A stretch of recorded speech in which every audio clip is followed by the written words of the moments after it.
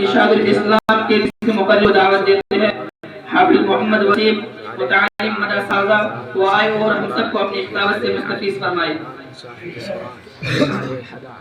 مجھے نہ کہیں گے صوت ختم رہنے پڑے گا. صوت لگو تو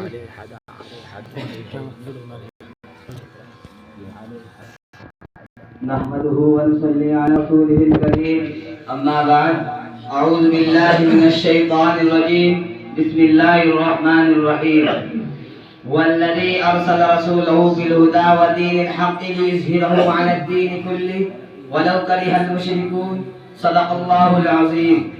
دہکتی آگ میں تنکے نہیں گراتے ہم, شکستہ پیڑ کے پتے نہیں جھڑاتے ہم, ہماری بھوکے چیٹے بھی ملیں گے سرحد پر, زندہ قوم کے پتلے نہیں جلاتے ہم. محترم حضرات اور معزز سامعین اکرام, اس وقت ہندوستان کے مسلمان تاریخ انسانی کے دشوار گزار دور سے گزر رہے ہیں. مصائب و مشکلات کے طوفان بلا خیز میں گھرے ہوئے ہیں. آلام و مسائل نے ہر طرف سے احاطہ کر رکھا ہے.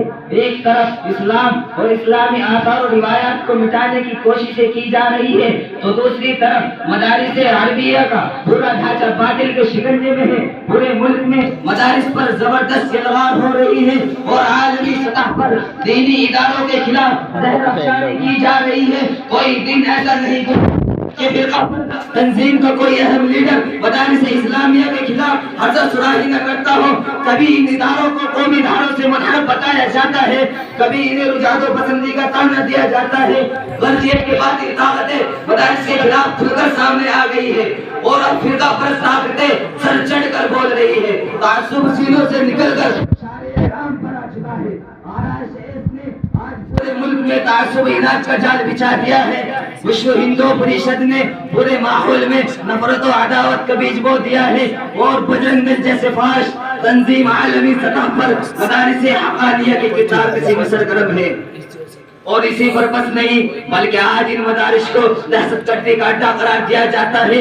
یہ مدارس تو دین کے قلعے ہیں, ان پر دہشت گردی کا الزام. افسوس سدا افسوس میرے دوستوں, یہ مدارس تو اس قابل تھے کہ انہیں سینوں سے لگایا جاتا, انہیں پلکوں پر بٹھایا جاتا, ان کی تعمیر و ترقی میں ہر طرح کا تعاون کیا جاتا, انہیں سر سود و شاداب رکھنے کی ہر ممکن کوشش کی جاتی.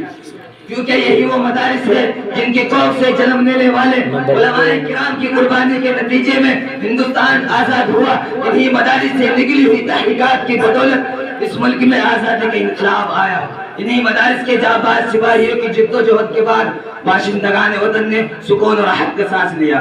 انہی خانقاہوں کے اندر اللہ اللہ کی صدائیں بلند کرنے والے بزرگوں کی دعاؤں کے طفیل انگریزوں سے نجات و رہائی نصیب ہوئی. لیکن آج انہی مدارس کو مسمان کرنے کی کوششیں چل رہی ہے.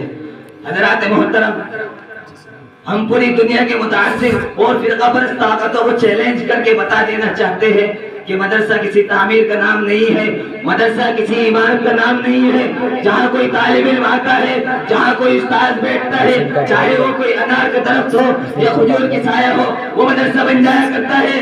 ارے مدرسہ ہمارا نظریہ ہے, مدرسہ ہماری جان ہے, مدرسہ ہماری روح ہے, مدرسہ ہمارے ایمان ہے.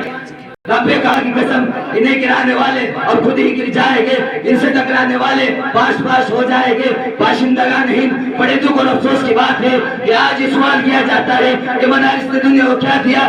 کیا یہ سوال درست ہے؟ میں کہتا ہوں کہ یہ سوال قطعاً درست نہیں ہے. سائل کو سوال کرنا ہی نہیں آیا. اگر سوال کرنا تھا تو سوال یہ کرتا کہ مدارس نے دنیا کو کیا نہیں دیا. ارے باشندگان ہند, تم تو ناسی بن چکے ہو, تم تو غدار بن چکے ہو. تم نے اگرچہ تاریخ کو بھلا دیا لیکن ہمیں اپنے آباء و اجداد کی تاریخ یاد ہے. اور میں تمہیں بتاتا ہوں کہ 1,20,70,000 احسان فراموش رام و راون کے ناپاک ذریت میں تمہیں بتاتا ہوں کہ مدارس نے دنیا کو کیا نہیں دیا. ارے ہاں, مدارس نے دنیا کو بے ضمیری اور ابن الوقت اور ایمان فروشی نہیں دی. مدارس نے دنیا کو خود غرضی اور مفاد پرستی نہیں دی. مدارس نے دنیا کو بزدلی اور پس حوصلگی کا سبق نہیں پڑھایا. ارے ہندوستان میں تجھ سے پوچھتا ہوں, تجھے انگریزوں کی جوتیوں سے اٹھا کر اقتدار پر کس نے بٹھایا؟ غلامی کی زنجیروں سے پرندوں کی طرح پرواز کرنا کس نے سکھایا؟ تمہیں قیدی سے شہری اور غیر وطنی سے وطنی کس نے بنایا؟ ارے ہم سے ہمارے کارنامے اور داستانے معلوم کرنے والوں میں کیا بتاؤں اور کہاں تک بتاؤں؟ اگر تم سے ہو سکے تو ہماری داستان افریقہ کے برپا کیے طوفان سے پوچھو، ہماری داستان عدالت کے کٹہروں سے پوچھو، ہماری داستان پھانسی کے پھندوں سے پوچھو، یہ تمام کے تمام ہمارے خلوص اور وفا کے نغمے سنائے گئے۔ میں اپنی تقریر کو یہیں ختم کرنا چاہتا ہوں۔ وما علینا الا البلاغ۔